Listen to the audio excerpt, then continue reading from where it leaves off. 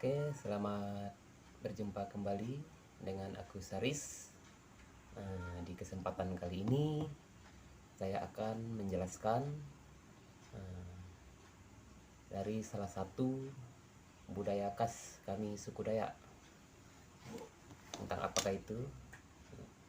Seperti yang saya sudah jelaskan di video sebelumnya, saya akan memberikan pemaparan sedikit tentang apa itu perisai ataupun tameng Dayak.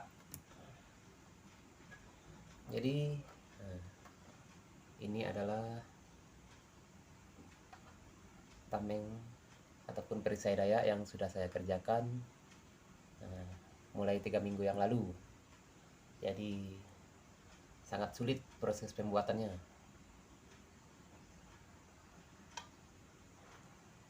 Dan ini adalah motif dari kamang. Ya, kami orang Dayak maaf bilangnya kamang darah. Nah, identik dengan warna merah seperti itu. Jadi apa itu perisai Dayak? Jadi di zaman dahulu, ketika tradisi mengayau ataupun berperang masih dilakukan dari kami suku Dayak, tameng atau perisai ini adalah senjata ataupun pertahanan terakhir selain mandau. Jadi kalau zaman dahulu leluhur kami membuat tameng ataupun perisai ini, materialnya adalah dari kayu yang dipilih secara khusus, yaitu kayu yang sangat alot dan ringan. Jadi untuk ukurannya hanya menyesuaikan dari si pemilik ataupun pengguna, jadi bervariasi. Jadi karena ini hanya saya buat untuk interior rumah ataupun hiasan rumah. Jadi ini materialnya dari kayu meranti, dan ini merupakan joinan, jadi sambungan. Ini bentuk dari belakang, bagian belakang. Kalau zaman dahulu mereka bikin ataupun mereka buat menggunakan kayu yang utuh, kemudian dipahat dan dibuat dengan mungkin ukirannya tidak serumit seperti ini, karena hanya digunakan untuk berperang ataupun mempertahankan diri. Jadi fungsi daripada motif kamang ini adalah tujuannya untuk memberikan semangat ataupun membuat si pemakainya menjadi memiliki kekuatan seperti itu. Nah, karena kamang ini adalah perwujudan dari arwah leluhur dari kami suku Dayak. Jadi seperti itu fungsinya. Karena kamang ini ada 2 jenis, dan ini merupakan jenis kamang laki. Jadi kamang laki dengan kamang bini itu mempunyai fungsi atau tugasnya masing-masing. Kalau kamang laki ini tujuannya adalah ketika dibawa berperang dan musuh yang melihat tameng atau perisai ini berbentuk kamang laki, maka kekuatan magis daripada tameng ini sendiri memberikan rasa takut yang berlebihan kepada lawan. Nah, jadi itu tujuan dari pembuatan motif kamang ini. Dan menurut penuturan orang tua di daerah kami ataupun dari suku Dayak kami, pada zaman dahulu mereka menggunakan atau memberikan warna dari motif ini adalah menggunakan darah musuh yang sudah dikayau. Jadi darahnya digunakan untuk memberikan warna daripada motif ini. Jadi perlu saya jelaskan, kami setiap suku Dayak mempunyai motif ataupun ciri khas masing-masing. Nah, jadi tidak bisa disamakan antara suku Dayak satu dengan suku Dayak manapun. Nah, jadi kalau untuk fungsinya mungkin bisa dibilang hampir sama.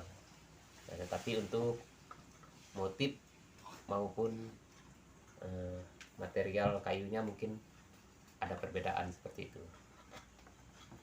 Dan ini merupakan hasil karya yang ke-21 selama saya aktif membuat perisai ini. Dan ini saya hanya kerjakan di sela-sela kesibukan saya sebagai seorang buruh. Jadi bukan full time saya kerjakan seperti itu. Nah, dan ini sudah saya kerjakan selama 3 minggu dan hampir rampung, sekitar 90%. Masih ada yang perlu dikerjakan. Jadi untuk tameng atau perisai Dayak ini mempunyai penamaan atau penyebutan yang berbeda-beda dari setiap suku Dayak. Kalau Dayak Kanayat di Kalimantan Barat menyebut dengan nama Gunap. Kalau Dayak Benyadu di Kalimantan Barat di bagian Kabupaten Landak ataupun Bengkayang menyebutnya dengan nama Jabak. Ataupun dari Dayak Benuang yaitu Kelebet atau Kelabet. Jadi untuk kami Dayak Mahap ini dinamakan Kalau. Jadi seperti itu. Dan masih banyak dari daerah-daerah lain yang memiliki penyebutan ataupun penamaan yang berbeda-beda. Jadi intinya dari segi fungsi ataupun penggunaannya di zaman dahulu hampir sama, yaitu digunakan untuk pertahanan diri sewaktu berperang ataupun mengayau. Dan di zaman modern seperti ini fungsinya mungkin hanya untuk acara seperti tarian-tarian adat ataupun interior rumah seperti itu. Dan ini sering dijumpai di rumah betang, rumah-rumah pribadi ataupun di rumah dinas.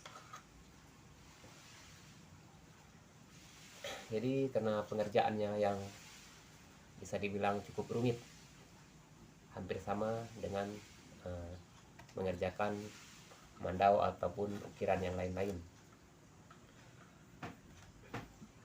Untuk harga perisai Dayak atau tameng Dayak ini, teman-teman perlu ketahui juga itu tergantung masing-masing pembuatnya atau karena mengingat tingkat kerumitannya. Jadi seperti itu. Dan ini saya buat cukup simpel karena hanya diukir dengan menggunakan pisau cutter. Jadi kalaupun dibuang celah-celah ini membutuhkan waktu yang sangat lama, jadi hampir berbulan-bulan mengerjakannya. Dan ini adalah pesanan salah satu teman saya. Dan di seri yang ke-21 ini saya akan buatkan lagi satu pasang nantinya. Tapi proses pengerjaannya masih sangat lama karena mengingat saya masih mengerjakan mandau dan juga tangkit seperti itu. Oke teman-teman, jadi sedikit ulasan tentang tameng ataupun perisai Dayak ini saya rasa cukup seperti itu. Nah, jika teman-teman yang lebih mengetahui asal-usul tentang perisai Dayak ini, boleh memberikan saran di kolom komentar.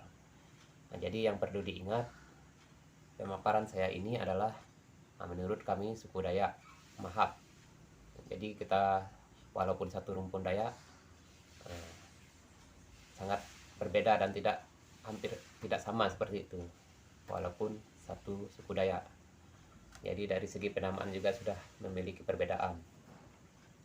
Apabila ada yang salah dengan penyampaian saya minta maaf. Dan untuk video yang selanjutnya nanti mungkin saya akan review lagi. Ada masih 2 di rumah yang saya buat 1 tahun yang lalu. Jadi seperti apa video yang berikutnya, silakan ditunggu kelanjutan dari video ini. akhir kata saya ucapkan terima kasih karena sudah menonton, dan sampai jumpa di video saya yang berikutnya. Semoga selalu sehat dan salam budaya.